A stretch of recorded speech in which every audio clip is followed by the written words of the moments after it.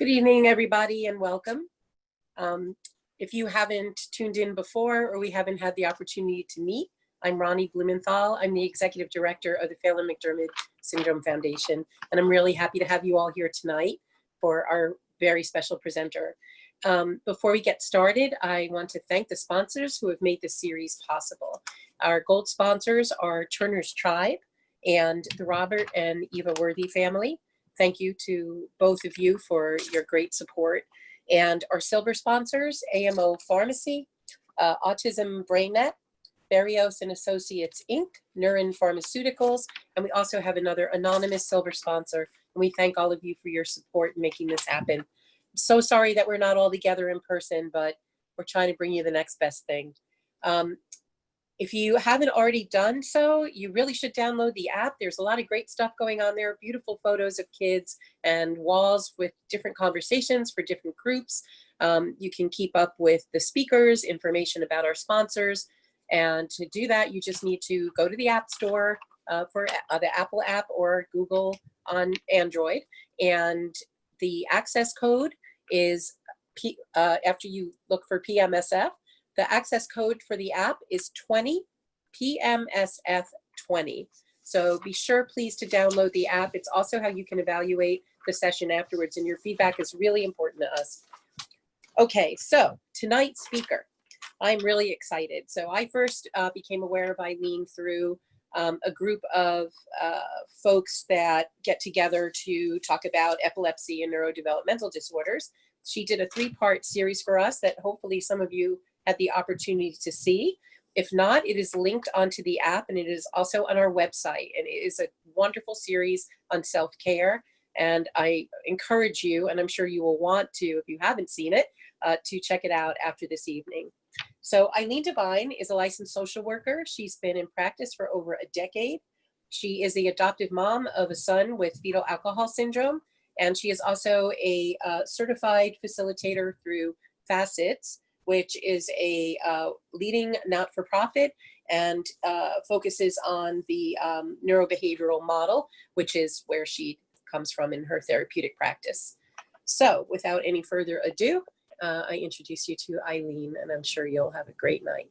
Thank you. Thank you so much. I appreciate that introduction. I'll just say a few things while we're waiting for the slides to come up here.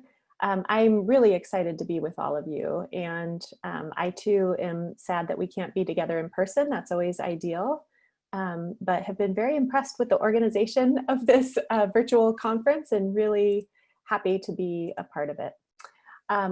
So as was mentioned, I am a social worker, a therapist, and I work with parents all over the world actually, who all have kiddos with significant brain differences is the way that I describe it, and very, very challenging behavioral symptoms. And I only work with the parents. I'm there to support them. And the work that I do with them is twofold. And I think it's relevant to our conversation tonight. So I want to give you this context. I help them understand the way that their child's brain works differently. And so what that means for the behaviors they see and how to parent their child differently with that information in mind. And then we focus equally, if not more, on the parent. And the reason for that is probably quite obvious to all of us. We have to be well in order to be able to care for our kids with extraordinary needs. We have to be vigilant in terms of building our resiliency and what that means. But my experience has been that a lot of parents don't actually know truly what that means until we start talking about the day-to-day practices that come along with that. So that is why I'm here. I love the work that I do.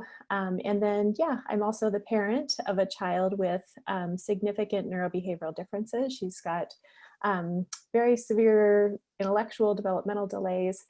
And so I always tell the parents that I work with, I practice what I preach every day, right? And so I truly understand the challenges involved in a lot of the pieces that we're going to be talking about tonight.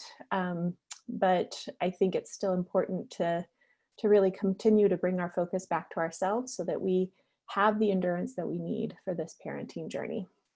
All right, so the other side of the coin. So I talk to parents about what this other side of the coin means. I know that when we are talking about the care of our child, That is usually our singular focus for understandable reasons. Our kids need a lot of support, a lot of therapies, a lot of people in their lives, that village, right, to help them be as successful as possible. And oftentimes we get lost in that mix.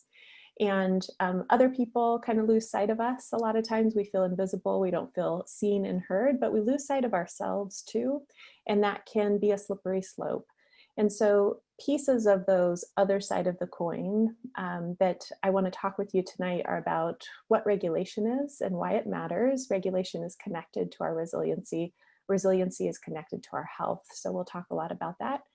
Stress and how exactly it impacts our nervous system. We all have some idea about stress and what too much stress can do to our well-being, but I really want to get into some of the details and the science behind it so you have a really clear picture of exactly what's happening there and what you can do about it.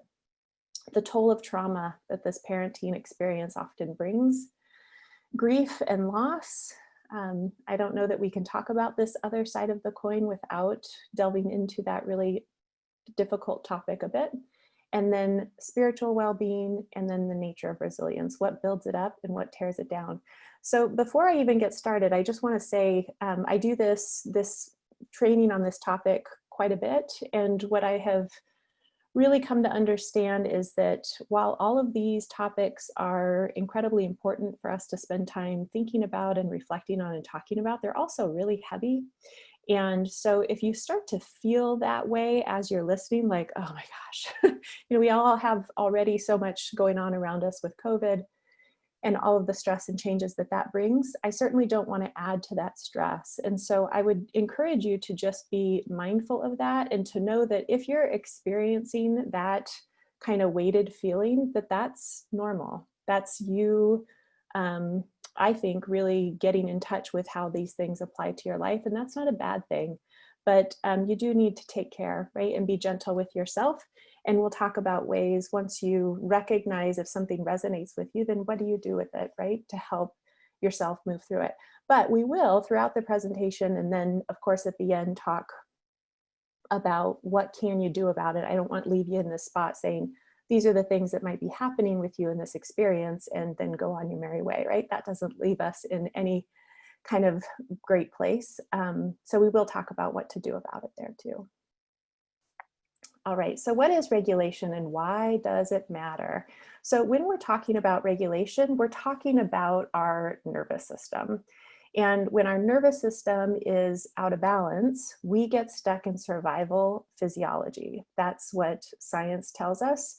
It's backed by neuroscience that we can really dig into, telling us all kinds of things about that piece. Our nervous system is always sending signals and communicating with one another.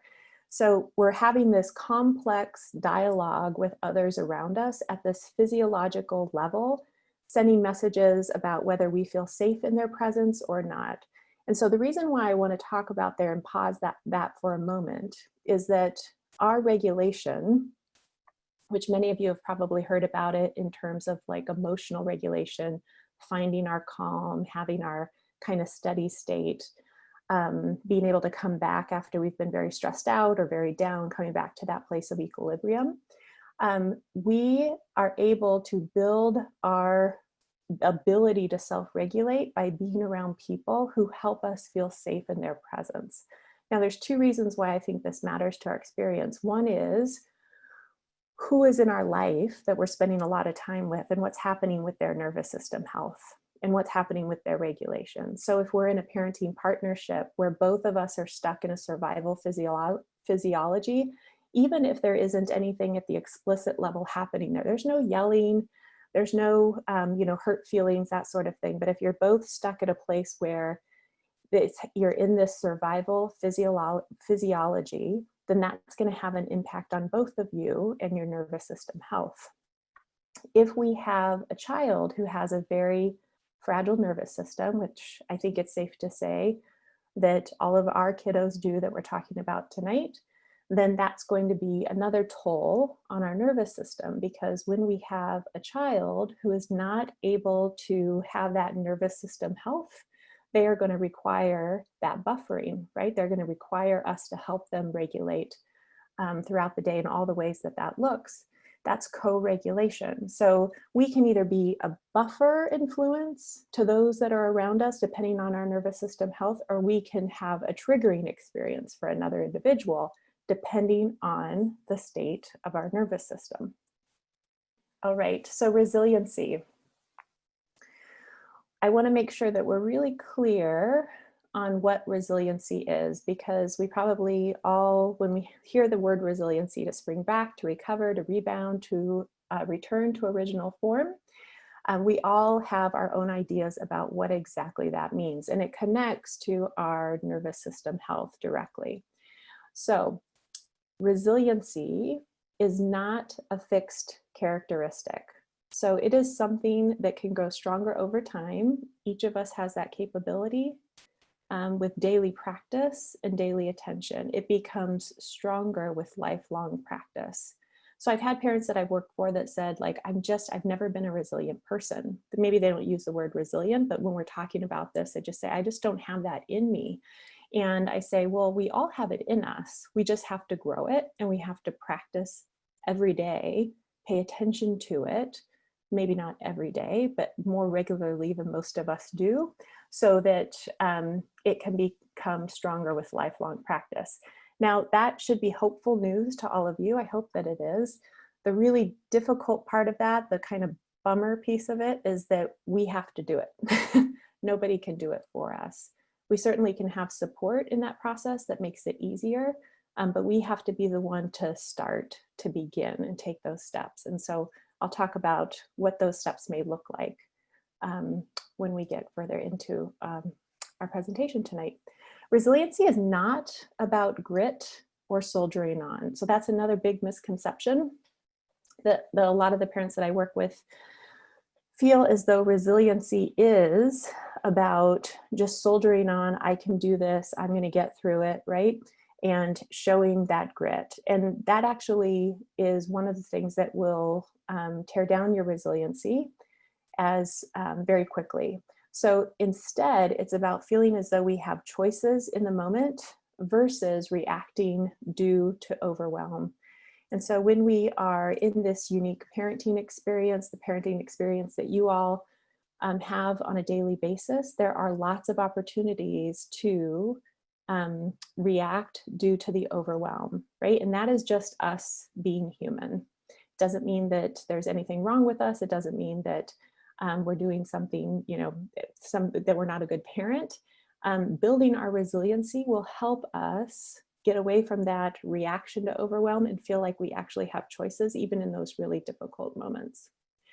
Resiliency is about honoring our response. So it represents our ability to meet the demands of the moment, trusting that we have the resources, internal resources and external resources, to manage those challenges with the least negative impact possible on our physical, emotional, and spiritual self. And it is about recognizing that when we are overwhelmed, and honoring the appropriateness of that response. So a lot of times when I'm working with a parent and they're telling me about something that's happened, I say, well, it sounds like you're human, right? Knowing that when we observe and we reflect on what's happened, like, yeah, that overwhelm was appropriate for that situation, whatever was happening to you in that moment. And that in that moment, you are aware of your nervous system, what it's communicating to you, that you do the observation and reflection that's necessary to figure out those patterns of arousal, so that you can then, in those moments when it inevitably happens again, you can maintain your regulated state more frequently. Okay. So I want you to think about this for a moment. This quote, I love this quote because I think it so accurately describes what happens to many of us. And I'll talk about it in a minute, why I think it relates to what we're talking about tonight. When you are in the middle of a story, it isn't a story at all, but only a confusion, a dark roaring, a blindness, a wreckage of shattered glass and splintered wood, like a house in a whirlwind, or else a boat crushed by the icebergs or swept over the rapids, and all aboard powerless to stop it. It's only afterwards that it becomes anything like a story at all, when you are telling it to yourself or to someone else. And I think a lot of times when we are in these unique parenting experiences, this is what it can feel like, that we have chaos swirling around us, that we are powerless to stop it, that we can't make sense of it. We don't know, we feel disoriented, we can't get our bearings. And it's only until we are able to take a moment to be seen and be heard, make sense of it for ourselves, that we can actually find our kind of stable ground and move forward in a way that's positive and productive. So these next set of pieces that I want to help walk you through are about doing that. How do we start to make sense of our story, whatever that means for you? What different pieces do we have to begin to look at and gently, ever so gently, move through in order to come out on the other side a more whole version of ourselves? So relational stress, this is where I like to start because this is a place that we can all relate to. It's when the relationship between a person and their environment is apprised as by that person as exceeding his or her resources and endangering his or her well-being. And so the reason why I read that word for word pretty much is because I really want to make sure that you hear the piece about it is apprised by the person as exceeding his or her resources and endangering his or her well-being. So I know that oftentimes with the parents that I work with and come into touch with, they're always scanning around and looking around for validation of, should this be as stressful as it is for me, right? So if this was so-and-so's reality, they would do it better. They would not, be tearful so often. They would be able to handle this, that kind of thing. And that's not helpful for a lot of reasons. That comparative suffering or comparison can get us down some pretty slippery slopes to a dark place.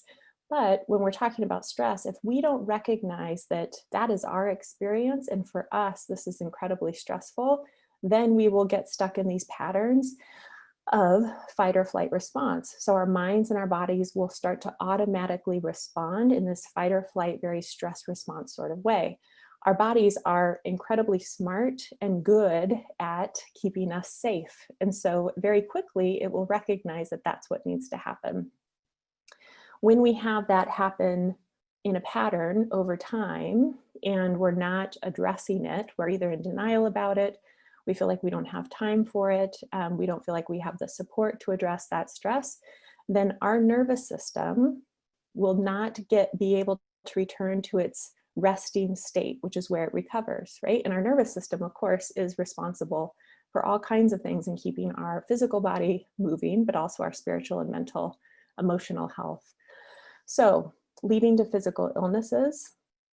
And again, this becomes automatic over time. So there's symptoms including like lashing out when you're really not, you have this little nagging voice in your head saying, oh, I don't like who I am in that moment. Like, why am I so irritable? Why am I lashing out at everybody, right? Why am I not as tolerant as I used to be of this or that, right? Lack of intimacy, even to the point of distrust, assaultive behaviors. I mean, it can over time spiral into some places that are really bad for ourselves and our physical health and the relationships around us. Compassion fatigue. When we have that relational stress that's already developing in these patterns that have this impact on our nervous system, compassion fatigue is one of those snowball effects that comes after that. It's the result of an ongoing and snowballing effect that occurs in a demanding relationship with a needy individual. So lots of emotional depletion, lots of looking at the things as in this negative light when maybe we always thought of ourselves as a glass is half full kind of person beforehand, very cynical view of the world, a very dark humor or dark view of the world. Maybe that wasn't necessarily the way that we operated before falling into this pattern of compassion fatigue.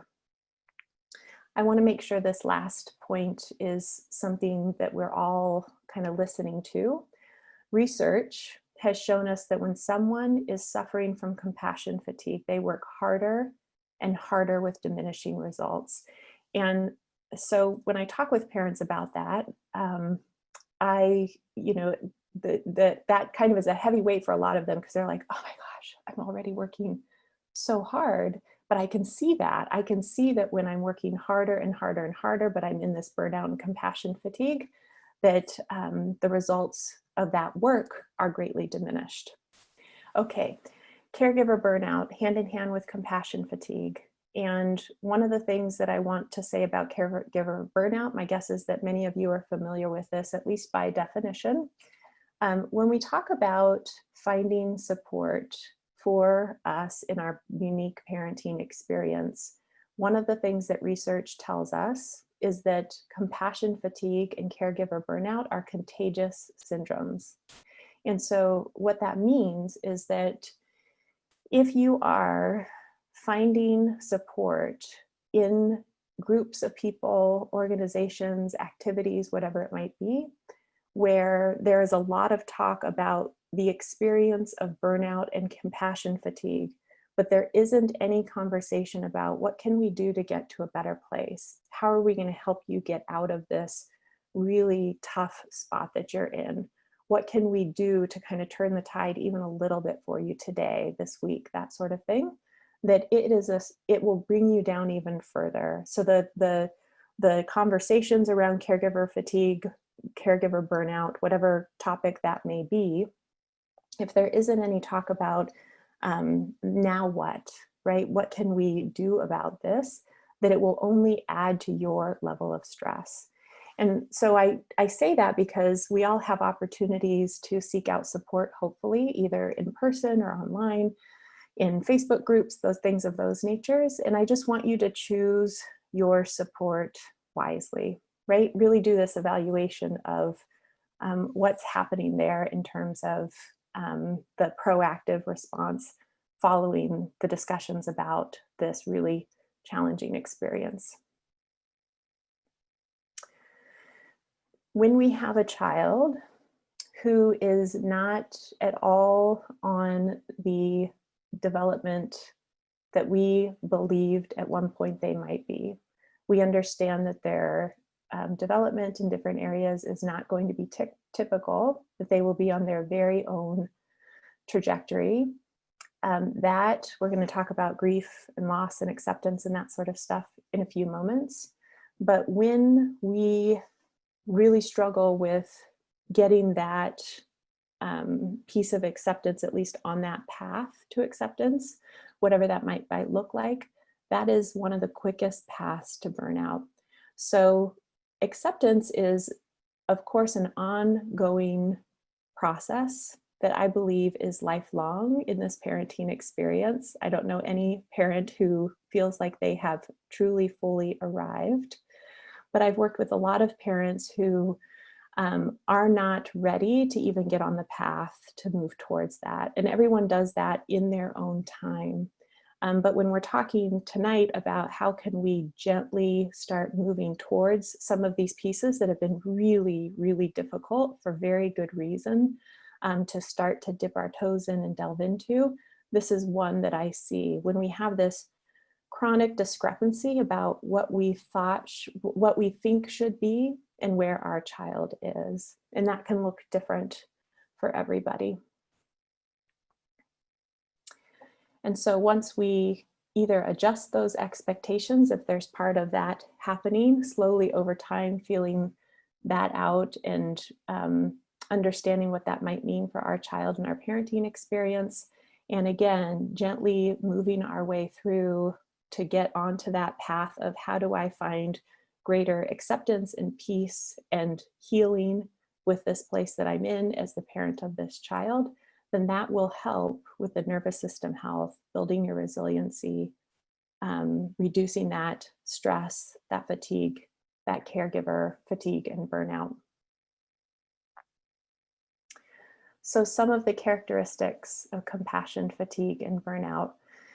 I want to give you a second to just scan this list, and I would encourage you to note which ones you've experienced in the past or you are experiencing.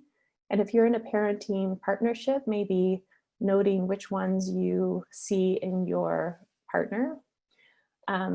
Because these are signs, right? These are some of the first indications that, okay, this is maybe something that I thought I had under control, that I thought maybe was going okay, and maybe I need to take a closer look at that. Maybe I need to start to find support to delve into what this might be all about. So changes in sleeping pattern, feeling irritable, helpless. We talked about the irritability and that sort of thing before. Having a lot of physical complaints. Our body often responds to stress first and gives us all these signs and messages that something is not quite right, something needs to be addressed. And it's often easy for us to ignore. It's important to know that this develops over time. We didn't get to this spot overnight, which means it won't diminish overnight either, right? We have to be patient with that process, but that over time, we've slowly become more exhausted. Now we're feeling chronically tired, loss of enjoyable interest in enjoyable activities. I've had conversations with the parents I work with before where we talk about, what would they do if they had an afternoon to themselves where they didn't have responsibility for the constant care of somebody else, where they truly could do whatever they wanted. And because we're trying to get back to that, who am I? What do I enjoy? What can fill up my bucket even in just these moments a day? And we'll talk about that in a moment, how we do that exactly. But a lot of the parents that I work with said, I would sleep because they are so tired. And when we get past that, well, what would it be besides sleeping? A lot of them can't even remember what they did that brought them joy, right? And so we start there, start trying to figure that out for them again and growing from there. All right. So I want to talk about grief and loss. As I said in the beginning, I don't know that we can continue. I don't know that we can make sense of our story when we are in these unique parenting experiences without really looking at grief and loss and how it plays a part in our life. So I don't know if you're familiar with Brené Brown. She's written several books. One of them is Rising Strong, but I highly recommend it. Her work and also this particular book, if you're not familiar with it. Her book, Rising Strong, is not specifically about this parenting experience, parenting kids with extraordinary needs, but everything it talks about applies to this parenting experience. It's really geared towards what it focuses on is when you've had something devastating happen to you, or when you feel like she talks about it as your face down in the arena moment. How do you rise strong again? How do you even begin to start to feel like you can get up and rise strong again? And what does that look like? So she talks a lot about grief and loss, and she describes it as the feeling and the experience that we fear the most above all others. And so because of that, we do everything we can to deny its existence, right? So it's much easier for many of us to say, I'm angry or I'm mad, than I'm really sad and I'm really hurting, right? And so when I'm working with a parent and I see like really high anger, talking about lots of anger or fear as well, I'm always looking for the threads of grief that underline that, right? Because there's often something under there to explore more. So she talks about grief and loss being looked at in these three different ways. The loss of what could be, longing, so yearning for understanding and longing for what you now realize will never be, and then feeling lost. So this attempt to reorient ourselves to our physical, emotional, and social worlds. And when she talks about this, she said, sometimes it's longing for something that you didn't even know you cared about until you didn't have it, until you realized that you were missing it, right? And so I think all three of those apply so much to this parenting experience. I think we probably can all relate in one way or another. So when we think about grief and loss, the other really tricky thing about it, which is why I think many of us just run the other direction anytime it starts to get close to the surface, is that it is one of these experiences, one of these emotions that can just come over us like a wave and pull us under within a moment's notice. So, you know, you're going along in your day and something happens that brings up that loss of what could be, has you longing for something you didn't even know you cared about, making you feel lost, feeling like you need to reorient yourself to yourself. That happens in a moment's notice, and it takes us under before we even know, right? Which is unpleasant, uncomfortable, leaves us vulnerable. All right. So the stages of grief. So many of you are probably familiar with these stages of grief. What I want to really recognize here for this conversation tonight is that they really are just a framework that helps us understand how to make meaning of what we feel is missing, what we feel lost, what we're grieving. So they're tools. It helps us frame and identify what we might be feeling. They are not stops on some linear timeline. It would be awfully nice if they were. But when we're talking about this parenting experience and being in a parenting partnership, I think it's really it's helpful to understand what these stages of grief are. I'm not going to go into detail for a lot of them. They're there here, obviously, by name, and I think you can probably jump to your own conclusions about what each stage might entail. But what I want you to think about is, if you are in a parenting partnership, where you are, where you might be with your grief experience, and where your partner is. Because a lot of times when I'm working with couples who are obviously parenting the same child who has extraordinary needs, they are in two very different places in terms of their grief experience. And neither one of them are usually recognizing it as a grief experience. And so what that does is it causes them to feel as though neither one understands the other, right? One person has moved into acceptance while the other person's still in anger or denial, right? And so you can imagine how that plays out in a marriage, in a partnership. And so what we really try to do is show the commonalities of that experience, help them understand that they actually are both in the midst of this grief experience.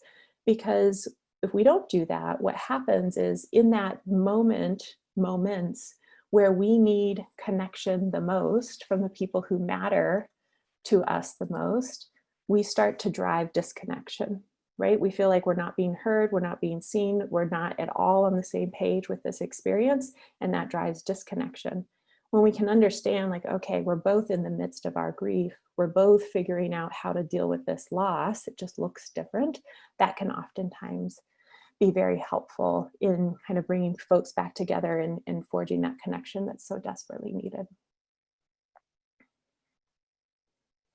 All right, so ways that grief might present in your life.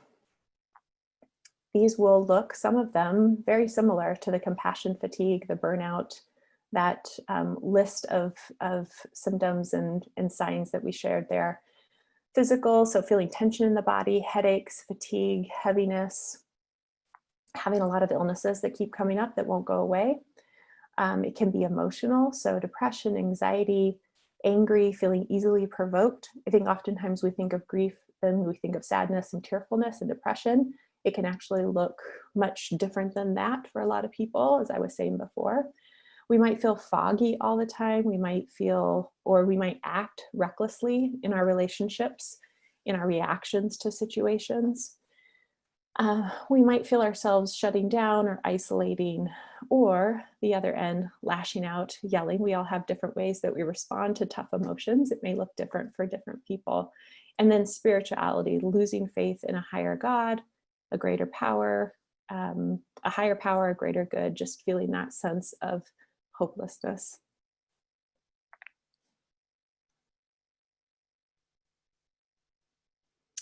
So disenfranchised grief. Usually when I'm doing this training in person and I ask folks how many have heard of this term, there's not many people who have. And so I always like to mention it because I think it is really important for us to understand, again, as part of our experience, what many of you may be experiencing and didn't necessarily realize it. So disenfranchised grief is a loss that is not socially sanctioned. it's not openly acknowledged or recognized by others, and is not publicly mourned. So when we think about loss that we've experienced, say the death of a loved one, for most of us, that is socially sanctioned. It's openly acknowledged. People reach out to us. They might send us stuff, might bring over meals, that sort of thing. It's recognized by others. The anniversary of the death might come up, and folks recognize it and send us, their thoughts. They let us know that they're thinking of us and they support us through that. And then we have ways of publicly mourning the loss of that loved one, right? So that grief is very different because through those processes that I just mentioned, you feel seen, you feel heard, and that in and of itself is very healing to everybody, to everyone, right? When you have a grief that is disenfranchised and it's not socially sanctioned, it's not acknowledged, it's not recognized by others, and it's not publicly mourned, then that intensifies the experience to a whole different level, right? So there's a lot of research that has been done on disenfranchised grief, and I find it interesting. One of the groups that has been studied is the parents of kids with extraordinary needs, and which is going to not be a surprise to anyone on listening tonight. Some other groups that they have done this research on are the family members who have lost a loved one to lifetime imprisonment. So you don't necessarily think about the loss that they might be experiencing, right? Or the death of an ex-spouse. So if you're divorced and your ex-spouse passes away and you experience sadness about that, but you're no longer married to them, it may not be acknowledged, recognized by others, publicly mourned. Okay, so if you're interested in reading more about it, there's a lot of research on it, but I think it's important for us to understand that this grief that we're talking about, that this intensifies it, it makes it more isolating, it makes it, I think, easier for us to kind of deny and run from, because nobody is usually, unless you're very, very lucky, nobody's asking you on a regular basis, how are you doing? How are you doing in this parenting experience? Or however they might talk about that. So other common feelings and experiences with grief. And again, as I said in the beginning, if this is starting to feel heavy and weigh you down, then you are human. That's a natural response. I really encourage you to take note of that and to let it perhaps leave you curious about what you might think about following this and what this brings up and where you might go with that next. Some of the things that parents talk about when they talk about their grief, but they don't talk about it as grief, they don't associate it with that, are lower tolerance and less relatability to the challenges of other parents, and also grappling with feelings of jealousy. And most of the parents I work with say, I don't like being that person. Like, I want to be able to listen to my friend when they tell me about their very typical parenting challenges, right? I want to be able to provide them with support. Like, they're important to me. I want to do that. And I just find myself not having the capacity to do that. What is that about? I must be a terrible friend, right? Feeling jealous. Like, I know they're not trying to make me feel jealous. I know they should have the right to be happy about what's happening with their child and not be afraid of how it's going to impact me, but I can't help it. I feel so jealous when they're talking about it.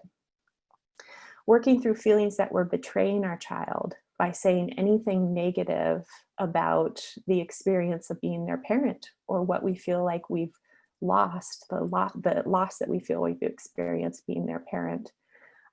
What this experience, or this feeling that what was full of expansive possibilities is now more narrow. And so the way that a lot of parents describe it is that they start to just feel like their world is getting smaller and smaller and smaller, and won't open back up again, right? And they're worried about where that might lead and how narrow that might get.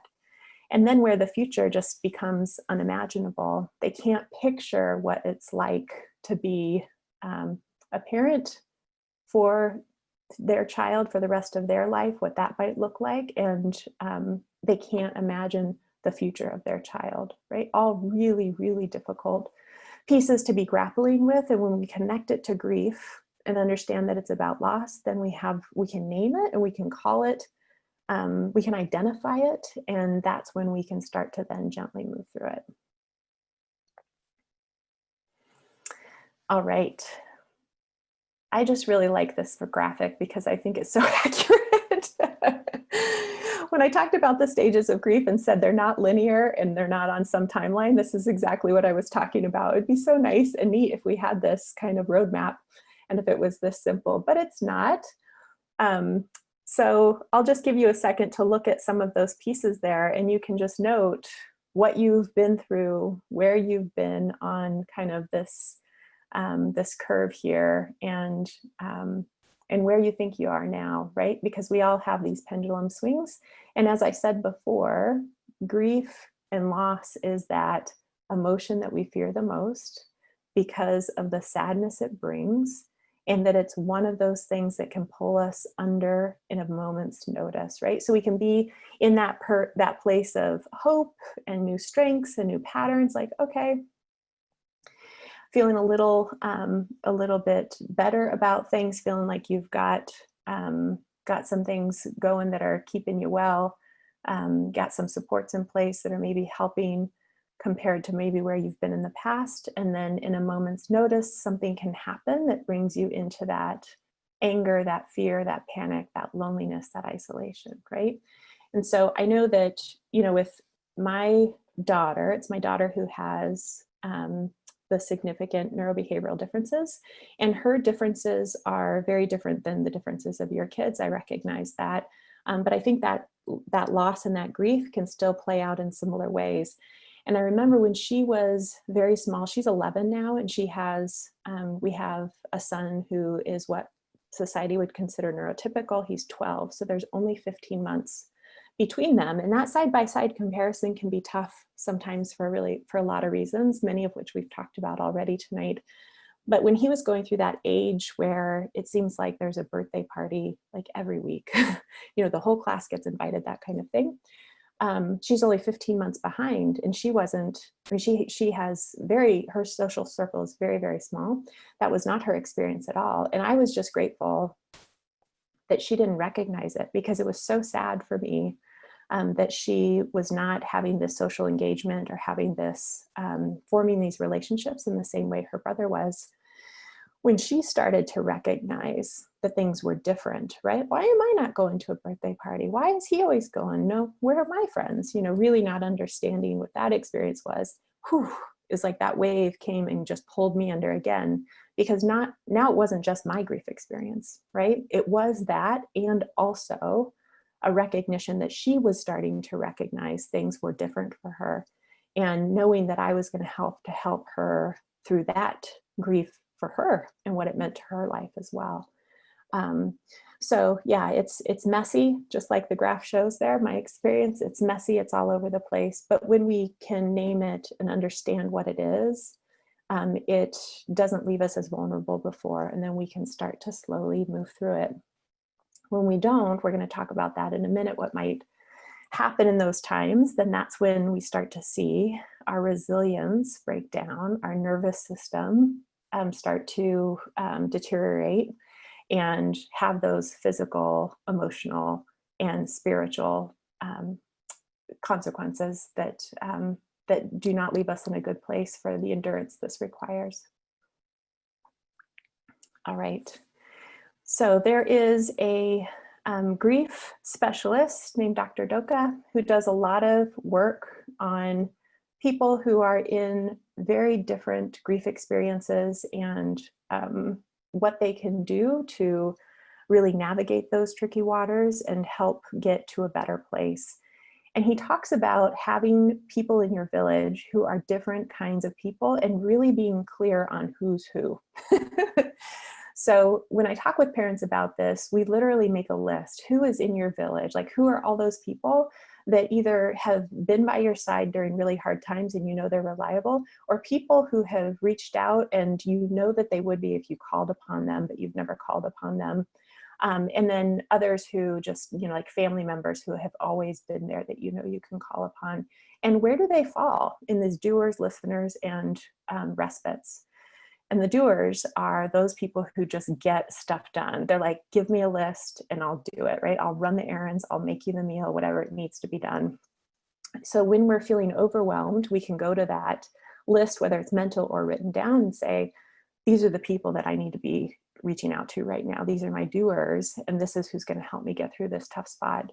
Who are your listeners? So these are the people that you can go to and you can be heard without fear or second guessing yourself. So you don't have what I call that vulnerability hangover, where you poured your heart out to somebody or talked to them about something, leaving you really vulnerable. And then afterwards you're like, oh, why did I say that? Right? I shared too much. I said too much. That is not these people. These are the people where you feel seen and heard, and you can go to them when that's what you need. And then respites, people that you can have fun with. So maybe they're not your go deep listeners, maybe they're not your doers, but they're people that can always make you laugh, and people that that you can go and have fun with. And so understanding that people serve different roles in our life. And if we're clear on that and we can identify what we need in this moment, then maybe we have some people that we can reach out to and get what we need in that moment. All right. So trauma, I want to move into the trauma that this parenting experience can often bring. So this is another pretty heavy topic. I don't feel like we talk about this enough. When we hear the word trauma, I think we often discount that it could actually apply to us. So I wanted to make sure the definition of trauma is really clear here. A result of extraordinary stressful events that shatter our security, our sense of self, making us feel helpless and vulnerable. So I think it absolutely applies to this parenting experience. And when we think of trauma, it is serious. It is something that needs to be addressed, that is difficult to resolve on our own, and it has real physical manifestations and complications. When we talk about what's happening right now as a society with COVID, we can see that collective trauma kind of taking place, right? It's definitely extraordinary events, stressful events, making us feel helpless and vulnerable, shattering our sense of security. And so others are starting to experience that heightened level of collective trauma, which may make our experience all the more difficult if we're used to having people that we can rely on. If we're lucky enough to have those people in our lives, and now they might be more unavailable emotionally, whatever it might be because of that, that might increase our trauma response in this parenting experience. So I want to just recognize that, and again, hoping that this conversation helps bring more awareness to what might be happening with you. So feelings of helplessness, intrusive thoughts, disabling anxiety and fear, depression, hypervigilance. We're going to talk about hypervigilance a little bit more in a minute.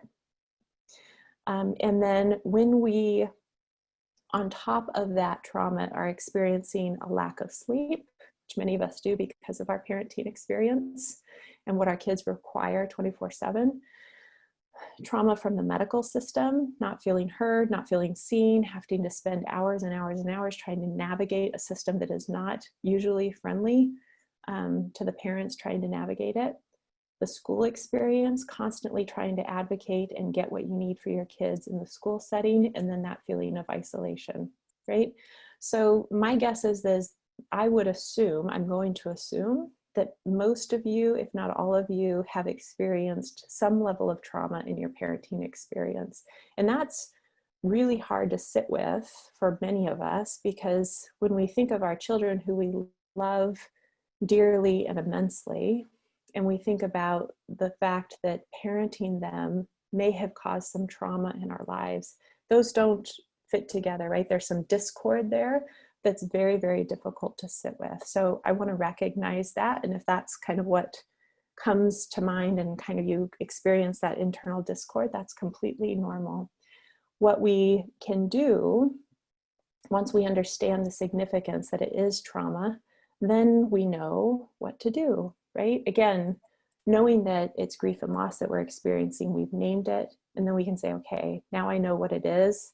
It's not this just kind of thing out here that I can't really put a finger on. I know what it is, and I can gently start to work through it. Same with trauma. All right, The Body Keeps Score. If you haven't heard of this book, it's another book I'd highly recommend. It's about how traumatic experiences impact our body. And one of the things that it talks a lot about is our cortisol levels. So cortisol is our body's alarm system. It fuels our fight or flight response. It's our primary stress response. So it's really important, right? It's good that we have cortisol, because when we need to fight or flight, whatever that might look like in a situation, we need our body to respond. We need to be able to do that. Cortisol also works with our brain to control our mood, our motivation, our fear, keeps inflammation down, regulates blood pressure, increases blood sugar, controls our sleep-wake cycle, boosts our energy so that we can handle stress, like gets us that adrenaline going. But it also helps us restore to this balance afterwards. Okay, so lots and lots of important things that cortisol does for our body. When we have constant stress in our lives, that cortisol stays at this high level all the time. It's like an alarm system that never turns off. But our body can't sustain that forever. And so after sometimes months and sometimes years of living in that heightened cortisol state, our adrenal glands say, this is too much, I'm done, and they shut off. And that is when it starts to stop working. And so that is when we experience even more debilitating results. When cortisol is really, really high, that can feel like feeling stressed out all the time. So there are physical implications to that. There's mental health implications to that. My guess is that we're all familiar what that might feel like. When your adrenal glands shut off and you're out of cortisol, there's no longer that cortisol there. It's like, I'm done. Your body's tired. Then it's things like not being able to get out of bed in the morning. You literally can't get out of bed in the morning. If you're prone to anxiety, you might be experiencing more depression. If you're prone to depression, you might find yourself experiencing more anxiety. There's lots and lots of physical health complications that come, things with our immune system, with our digestive system, gastrointestinal issues. The list is unfortunately quite lengthy. If this sounds like it might be something that's happening with you, I would encourage you to see your primary care doctor or physician, and they can test for this. They can see where your cortisol levels are. Many of the parents that I work with have cortisol levels that are alarmingly low. And so then they have to work with their doctor to help restore that, right? To a place that then their nervous system can help them respond to the daily stress that they experience. All right, so when we talk about, one of the things that I want to say about cortisol level that I forgot, I'll just note it now, is when I talk about trauma and the trauma that's experienced in this parenting journey, when we look at cortisol levels, when they've done research and studies on cortisol levels with different groups of people, they have found that the cortisol levels of parents who are parenting kids with special needs, with extraordinary needs, is equal to those veterans who have experienced combat, those active military duty, who have experienced combat, okay? So again, I say that because I really want to, I hope I'm communicating very clearly the severity of it, right? We would never hear of an experience of a soldier in combat and tell them that their experience wasn't worth getting help for, wasn't worth paying attention to, wasn't worth taking seriously enough, right? That seems crazy to all of us, I'm sure, right? So to understand that the physical health complications and impact is the same in parenting, in cohorts of parents that have been studied who share our lived experience, I think is worth noting. All right. So Brené Brown, again, the opposite of recognizing we're feeling something is to deny emotions. When we disengage from tough emotions, they don't go away. Instead, they own us and they define us. So we've already been talking about relational stress, caregiver fatigue, compassion fatigue, burnout, grief and loss, trauma, the hypervigilance that's involved in this parenting experience, how that plays into it when we have kids who are very fragile medically, and what that means for us always being in that state of needing to act at a moment's notice. So all of those emotions, really, really tough emotions and experiences that are happening to us throughout our parenting experience, many of them on a daily basis. And most of the time with the parents that I'm working with, what they have worked really, really hard to do, and have gotten quite good at, is disengaging from them. And that looks all different ways. There's usually 3 different ways that we typically respond to tough emotions. And so I would encourage you, as I'm telling you these, to think about what is your typical response. And if you're in a parenting partnership, what do you recognize in that person?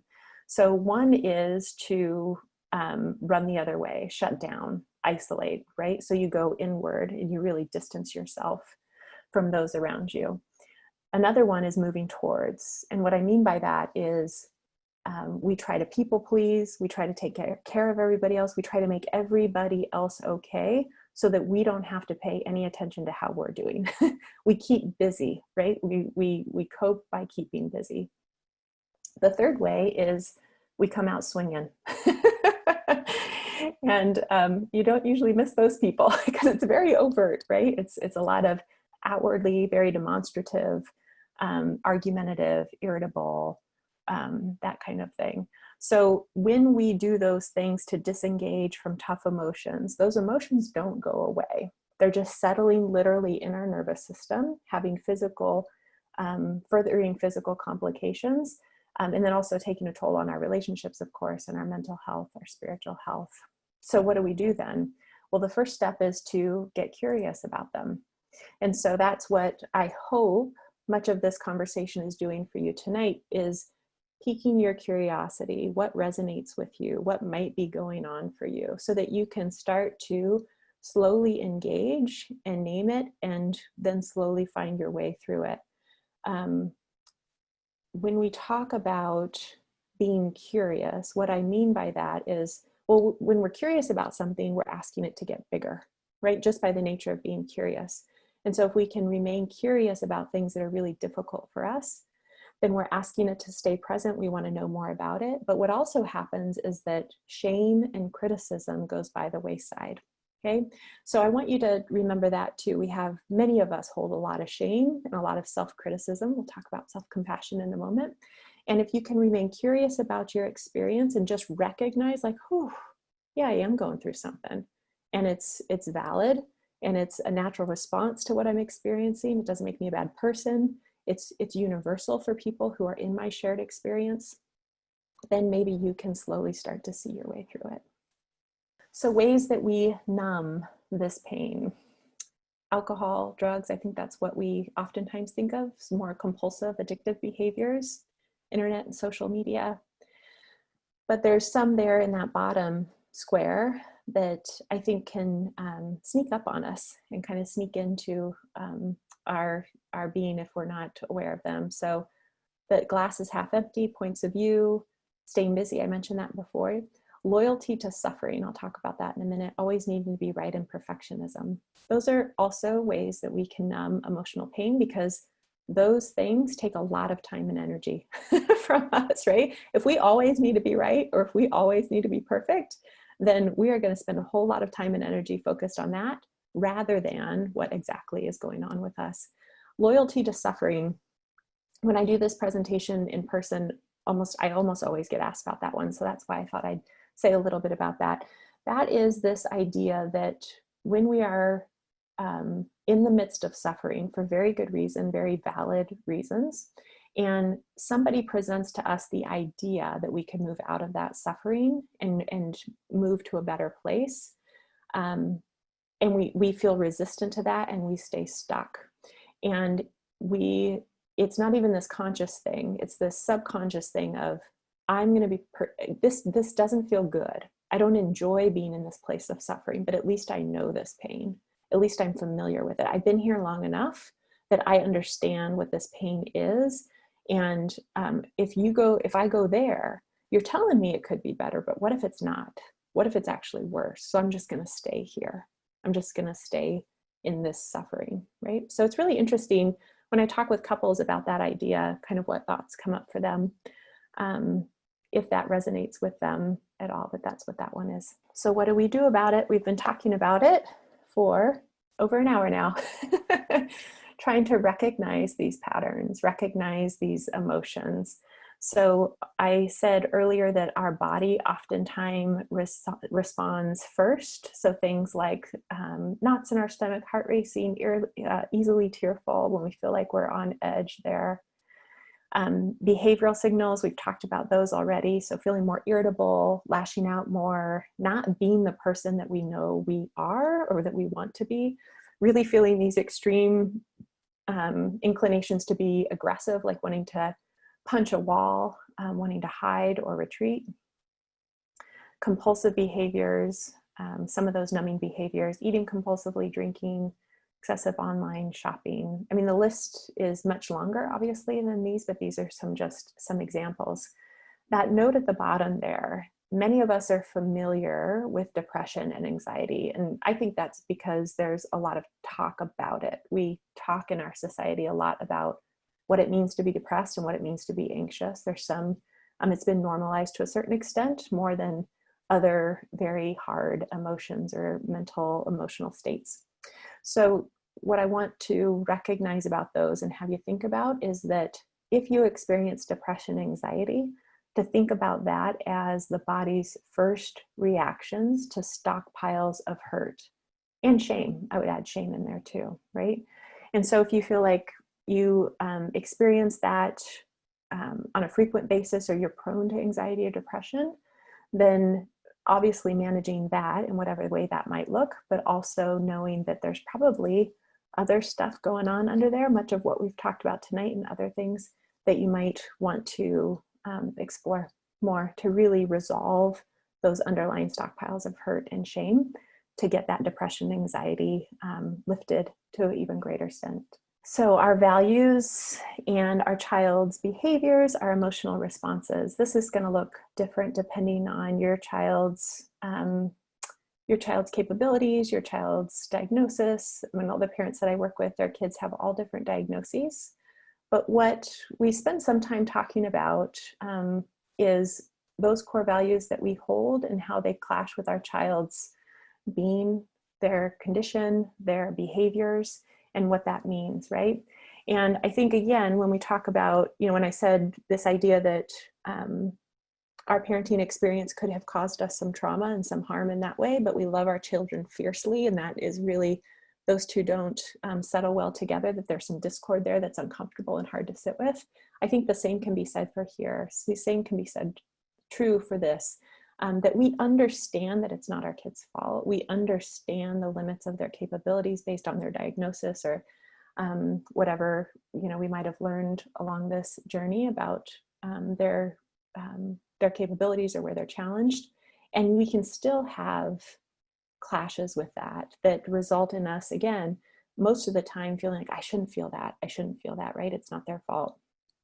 So understanding that that's happening, and that's just being normal, that's being human, and that if you can really recognize that and process it without the shame that so many of us feel, then you're going to be in a much better place to receive that when it inevitably happens again, because we are human. So our deeply held beliefs, what we believe is good, right, and appropriate, that's derived from all different kinds of places, the way we were raised, society, our religion, believing that something is true, even if it may be seen as irrational, or it may be unproven. That's how deeply we hold on to these beliefs, right? And so these ideas of what it means to live as an adult in this world, what does it mean to be independent? What does it mean to have a meaningful life, right? What does it mean to be responsible, or to act your age, or whatever it might be?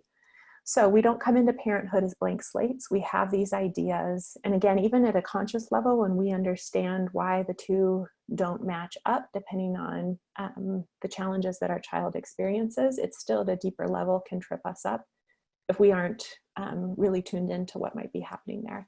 One of the ways that this can play out is with these age-based expectations. I've not met a parent who's not come up against this in one way or another. And again, going back to grief and to loss, I think this is where this can creep up as well, right? We all were told that at certain ages, our kids should be doing certain things. And then we recognized really quickly, most of us, depending on what your journey might have been with your child and diagnoses and medical complications and all of that kind of stuff, we recognize at some point that what we thought would be won't be. And so all of these acting your age at these different expectations, then we start to grapple with that. Well, what does it look like?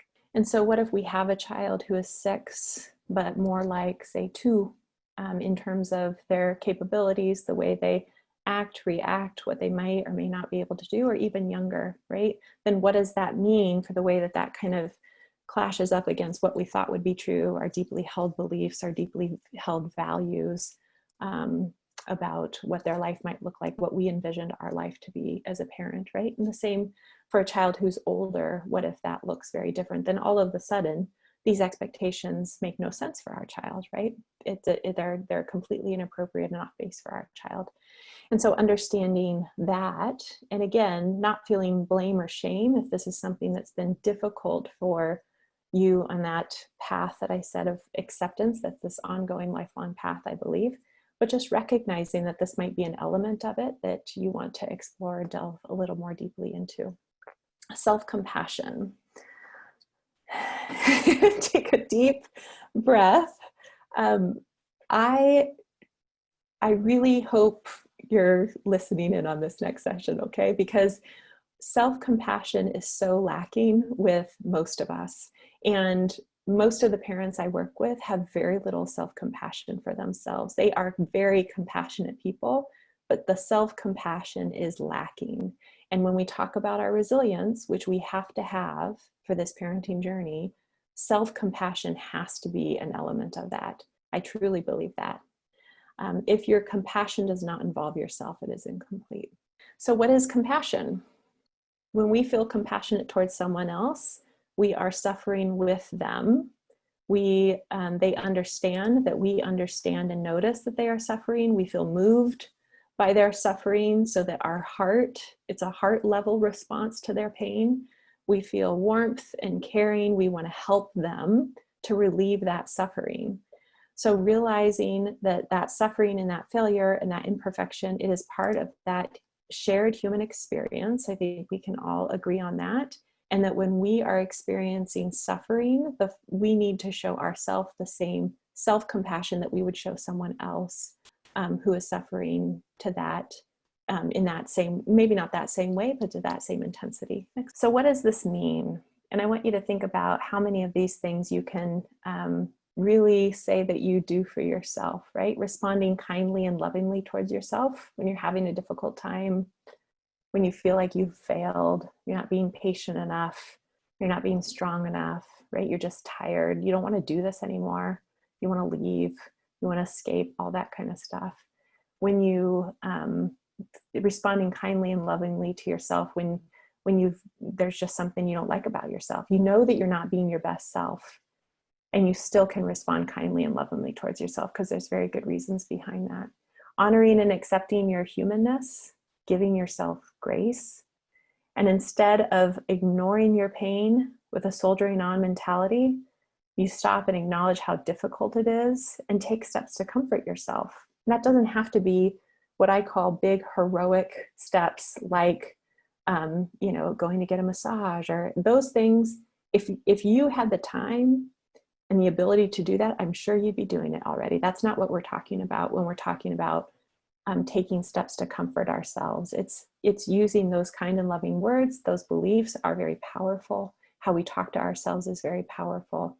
So small drops in the bucket that build our resiliency over time makes a difference. So self-kindness versus self-judgment, common humanity versus isolation, right? And mindfulness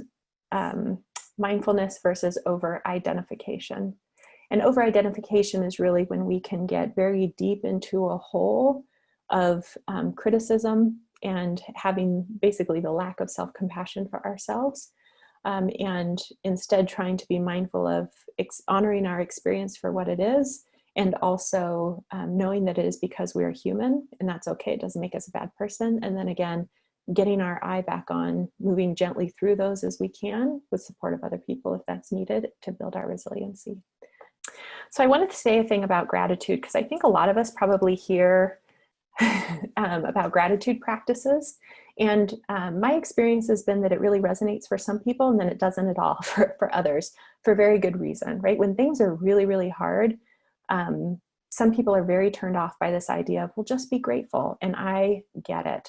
And so if you are one of those people that that beats yourself up because you feel like I should just be more grateful for what I do have, I want you to know what neuroscience research tells us about gratitude. It is not accessible to the fear-based brain.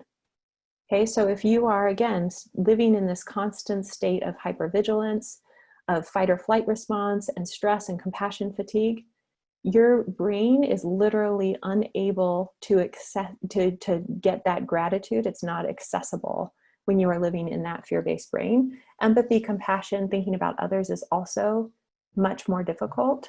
A fear-based brain is concerned with survival. We started off talking about survival physiology and what's going on there. That's what we're talking about here.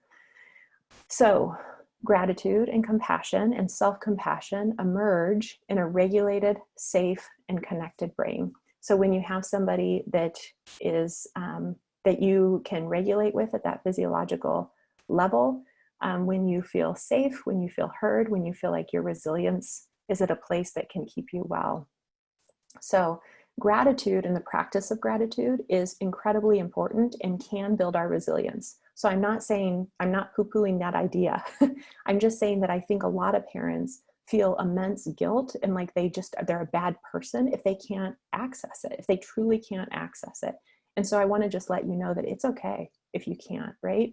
And if you start to figure out what exactly is happening with you in this experience that we've been talking all night about now, and start to gently move through it and get out of that survival physiology where your nervous system is in a steadier, more grounded, healthier state. From that, your resiliency builds, the gratitude will come, right? When you truly feel that, and at a true and deep level.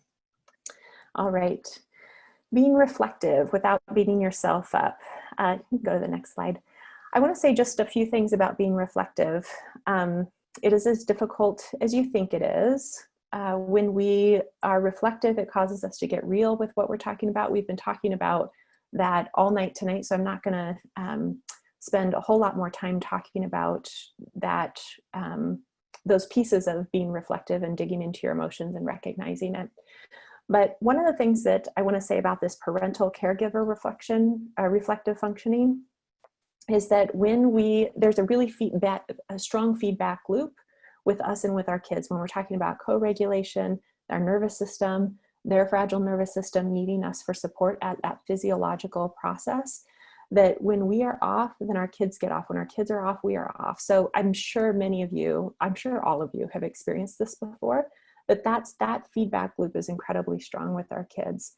And so again, one of the things that I just want to keep bringing back is that when I talk about our nervous system health and that regulation is our greatest parenting tool, it's because of this reason, right? That we can help our children co-regulate in a way that is of immense help to them and to us.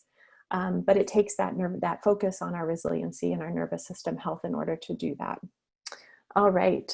So I'm going to go through just a few ideas on first steps that you might take, and then I think we'll have a little bit of time for questions.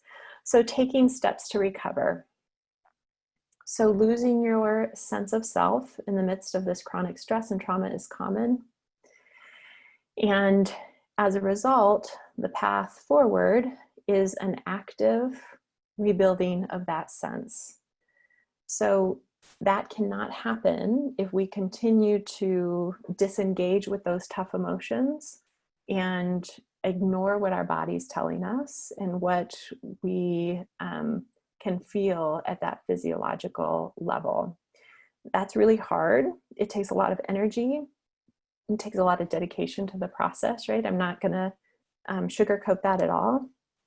But what can happen then is that you can move through that to a place where you don't feel like you are in a traumatic, reactive state with that chronic stress hanging over you all the time.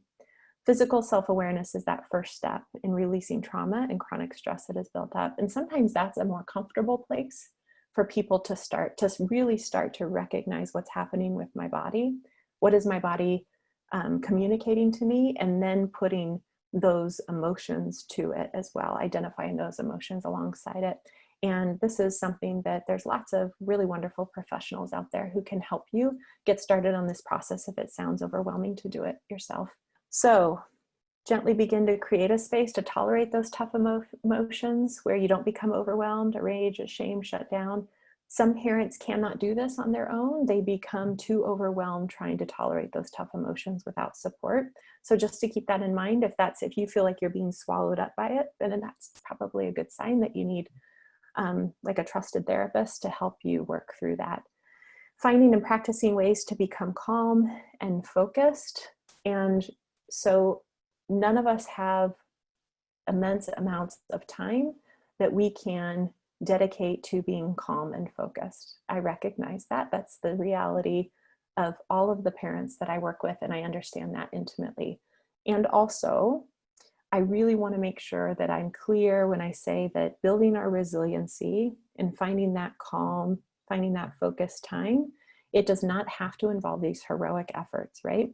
It really is these moments in the day where we call awareness to ourselves, our breathing, whatever it might be, so that we can get that resting state, allow our nervous system to rest.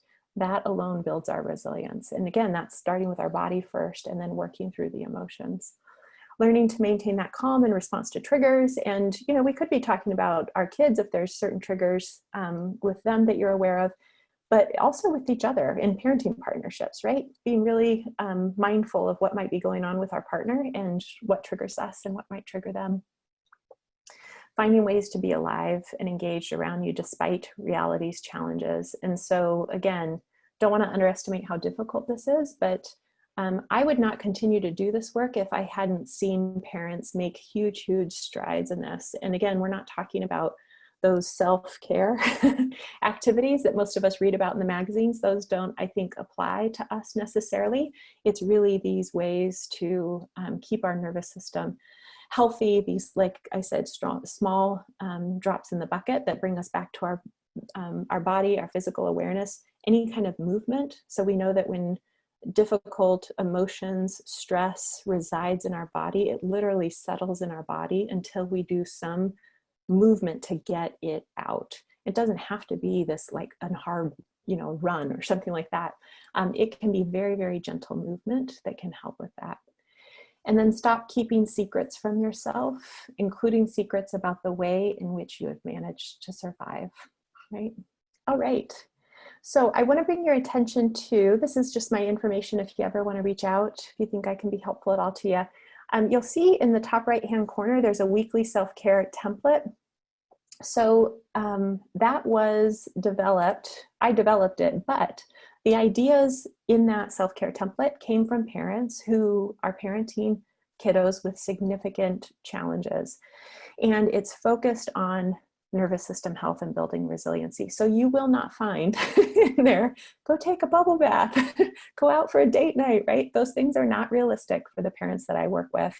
And I always say, like I said before, that if you could be doing those things, you already would be doing them, right? So these are weekly ways to refocus your energy and some time on yourself. Small things that you can do in moments, some of them, to really build that resilience. And I will say, before I was doing a different line of therapy and social work before I started parenting my daughter and knew I needed to shift gears and figure out what was going on. And it led me on this path of doing this work. So when I came into this work and I was told, these are the sorts of things that build your resilience in these moments per day, and it doesn't have to be these huge time investments to begin with, and this is where you start, I was like, really? that's going to make a difference. And you tell them, I was very skeptical, right? And so I want you to know that, because now, of course, I preach it and I teach it, and I know that parents can they can really, really get to a much, much better place on doing the things that we've talked about tonight. Pay attention to your nervous system health and what that means. Pay attention to what your body's telling you. Building your resilience, even in these small ways each day, to just begin, right? Just begin. And engaging with what's happening with you, getting curious about that story that you might need to start getting clear for yourself, and hopefully have other people in your life that you can tell it to. So, all right. I don't know if there are any questions. I'm happy to answer them in the time we have remaining, if there are. Hi. Okay. Thank you so much for that presentation. That was Sure. really nice. Well done. Let's see how much time we have for questions. Question for you: is the grief ever resolved? It feels like it keeps coming back at different times, like when I see what other kids are doing. Yeah. So I don't know that it is ever resolved. I mean, it'd be wonderful if it was, but I think that I'd be providing a lot of you with false hope if I said that it was, to be honest. I think what happens, though, is that we go, when we're on that path of grief and we are intentionally trying to work through it, then side by side, we have this path of acceptance working, and we get farther along on the path of acceptance, and the grief maybe takes a step back. But because it is this emotion that can come over you in a moment's notice and pull you down, I don't know if that it's over time. I don't think it's maybe as jarring or as shocking as maybe it was. Once you have the self-awareness, you can name it, tame it kind of thing. But I'm not sure that it ever does go away. I think it just becomes something that you know that you have the internal and external resources to manage it when it does bubble to the top. Thank you. And then we've been talking about grief kind of as parents, but what about siblings? Do they go through this as well? Whew, that's a great question. I don't know if I've ever had that question before. I would imagine that they do, because they're probably doing much of what we have done in our parenting experience, in looking around us and saying like, oh, that will never be, and the jealousy and all that kind of stuff. I imagine that siblings go through the same thing, the same loss of what will never be, longing for what they now know they will not have. Really great question. And then, okay, I think you mentioned this when you spoke about the stages of grief, but can you talk a little bit more about when two parents or other family members are not in the same stage of grief, and how to cope with this? Yeah. So I think the first piece is recognizing that that's what it is, right? So if you have, again, one that's in acceptance, and the person whose acceptance is looking at the person who's still in that denial or that anger and saying, come on, you got to get on board. Like, what is going on? That can be a very frustrating and disconnecting process. So to understand like, yep, they're in it too. And they are just in their own spot here. But then the important piece is to bring it to the surface and talk about it and call it what it is, name it, right? So that you then know what you're talking about.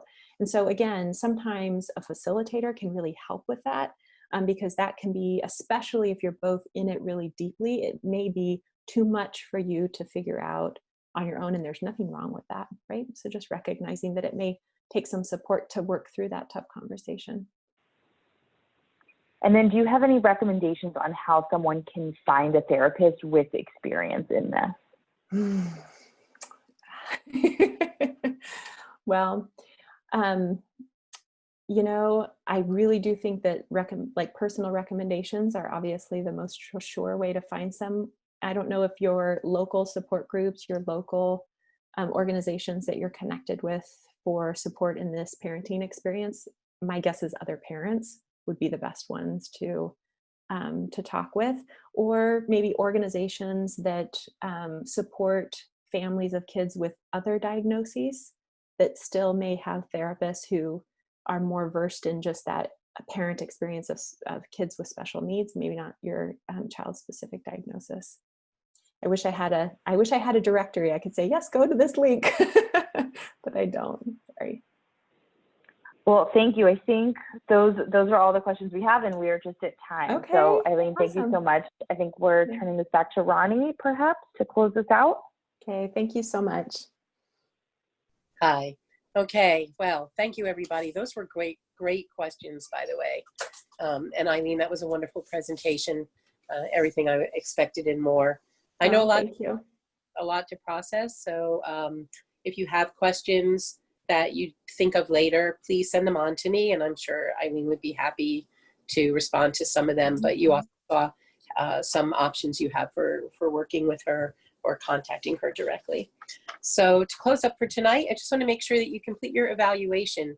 In order to do that, you will need to go onto the app. Again, that's in the Apple Store or in the Google Store for Android. And you go to PMSF and you'll see the conference, the online conference series.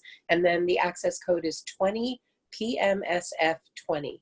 If you go into the agenda and you click on this session and you go down under the description, you'll see there a place where you can click to fill out an evaluation. That feedback is really important for us, so we would really appreciate that. Again, I want to thank all of our sponsors that made this possible, and I want to thank Eileen again, and I hope to see all of you on August 5th, again at 7 p.m., excuse me, where Tazy Kohlenberg and some families will be presenting on psychiatric illness and regression in teens and adults with Phelan-McDermid syndrome. It's another heavy but necessary topic, and hopefully with a few redemption stories for you. So we look forward to seeing you then. Thank you and have a great night.